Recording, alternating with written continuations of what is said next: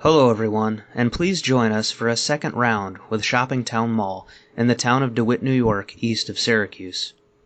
Our first video of the mall came in the earlier days of the channel, but we wanted to take another look and show you the history of the mall and give an update on the current status of this once proud shopping center. Built by Egan Real Estate of Syracuse, Shoppingtown was opened on March 3, 1954 as an open-air shopping center.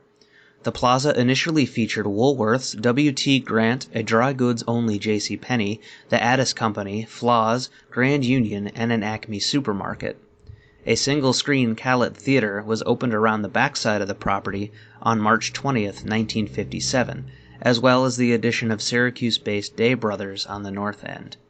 Rochester-based E.W. Edwards came to Shoppingtown in 1968 by way of a three-level, 150,000-square-foot store built around the backside of the property.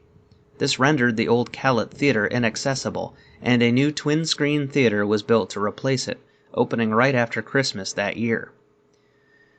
It was quickly becoming apparent that the strip mall model was becoming outdated. Egan Development, as the firm was now known, had started planning their Pencan Mall project in nearby Cicero, and were hoping that expanding Shoppingtown into an enclosed mall would boost fortunes there as well. Construction began in 1970, headed by the local architect firm of Sargent, Webster, Crenshaw, and Foley. The Acme supermarket and portions of the southern end of the strip mall were demolished, and the remainder was reworked into an enclosed hallway and expanded eastward, connecting to the Edwards space, forming an L shape. The E.W. Edwards store closed around this time and was replaced by a full-line JCPenney, which was at the time the largest between Buffalo and Boston. The new Shoppingtown Mall was dedicated August 7, 1975, featuring 75 stores and services encompassing 476,200 square feet. Nearby malls sprouted up one by one, namely Fayetteville Mall to the east and the aforementioned Pencan Mall to the north, but neither held much of a threat to Shoppingtown, and they each complemented one another. A small expansion in 1987 added Syracuse-based Chappell's department store onto the east end of the mall. By 1988, square footage totaled 608,700, with over 100 stores and services throughout the mall. The following year, Rochester-based Wilmerite Incorporated purchased Shoppingtown. At the same time, Syracuse-based Pyramid Companies was constructing their Carousel Center on the shores of Onondaga Lake. Not wanting their newly acquired property to be outshined so quickly, Wilmerite embarked on a renovation and expansion project. Headed by architect Simon Wong and Associates of New York, the mall was expanded to the northeast, featuring an all-new Addison Days department store and a 10-bay food court and carousel as the centerpiece. Connections were made to Chappell's and JCPenney from this new wing as well. The mall's roof was opened up and replaced with all-glass skylights throughout, as well as new flooring, planters, benches, and fountains. Upon opening, Carousel Center proceeded to decimate most of the older shopping centers in the surrounding area. But Shoppingtown was one of the few survivors and cemented itself as the number 2 shopping destination in town. Many changes to the anchor lineup occurred over the next 5 years. Addison Days and their new digs left their old spot at the other end of the mall empty. The space was taken up by Steinbach on the main level and a TJ Maxx downstairs, the latter of which was only accessible to the parking lot. Both were opened by 1992. A year later, Addison Days was bought by the May Company and merged into their Kaufmann's division. In 1995, Chappell's was taken over by the Bon-Ton, Woolworth's closed and was replaced by Media Play, and finally, Sears moved from the declining Fayetteville Mall to take over the Steinbach TJ Maxx space.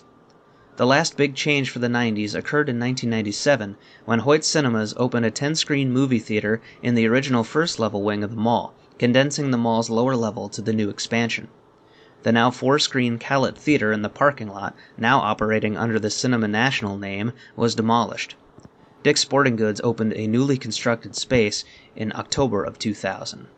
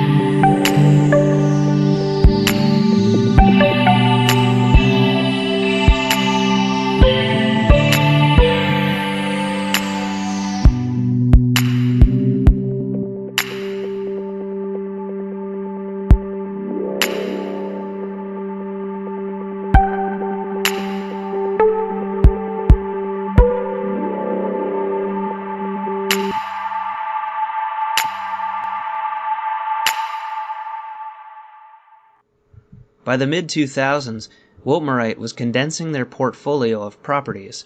They handed off several malls, Shoppingtown included, to Santa Monica, California-based Macerich Company.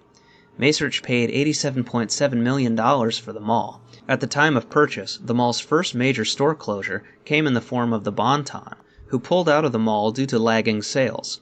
In response, Macerich launched plans to boost the mall's stagnating fortunes. Their plan was to demolish the entirety of the Sears wing and make it into a strip center, much like the property's original configuration. Sears, Media Play, and Dick's would be retained, and new stores would be constructed in between them. Media Play ended up closing due to bankruptcy later that year, and the rest of the stores in the hallway were booted. However, these plans were brought to a halt by the effects of the 2008 recession, competition from nearby shopping centers such as the town center at Fayetteville, and an increasing exodus of national tenants from the mall. Macerich over time neglected the mall. They requested several tax abatements to renovate, and each was shot down. They started to fall behind in payments, eventually foreclosing on the property. Instead of paying off the $39 million mortgage payment, Macerich walked away, and the mall was handed off to a receivership in 2011. Miami-based LNR Properties purchased the mall but remained quiet about any plans. This prompted the town of DeWitt to put the mall up for auction, and a winning bidder was reached on August 20, 2013. Las Vegas-based Moonbeam Capital Investments took over operations of the mall for $13.6 million.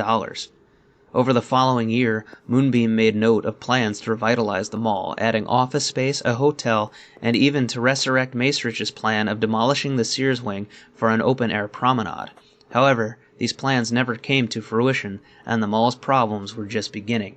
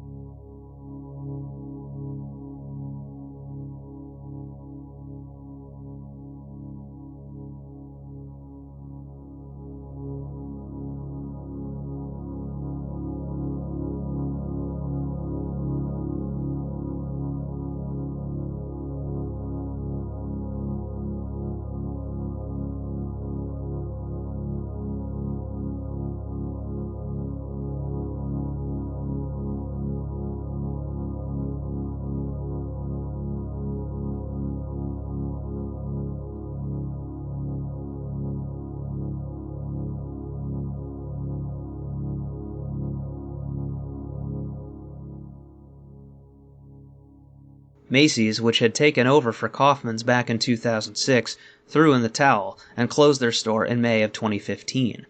Dick's Sporting Goods would follow, moving down the road to a new power center in October.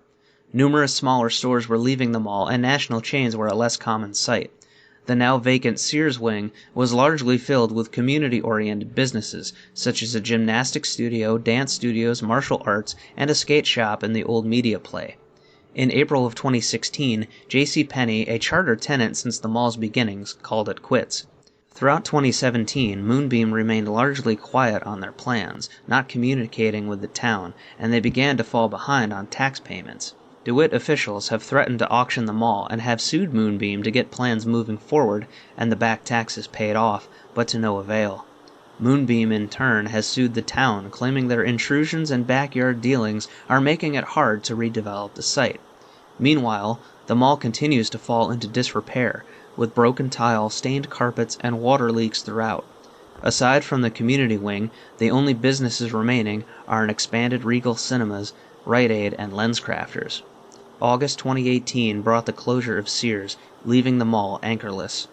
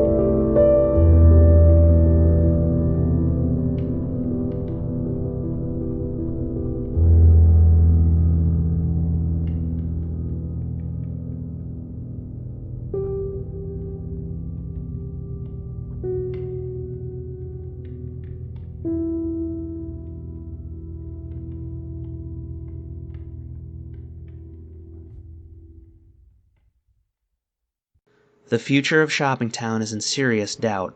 Its future as a mall is all but washed away by the callousness of their absentee slumlord owners. Moonbeam currently owes $9.7 million in unpaid taxes to the town of DeWitt.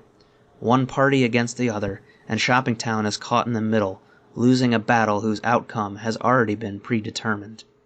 The mall continues to crumble, and as each gate lowers and another store closes, so too does the door looking back to a better past in favor of a far darker present.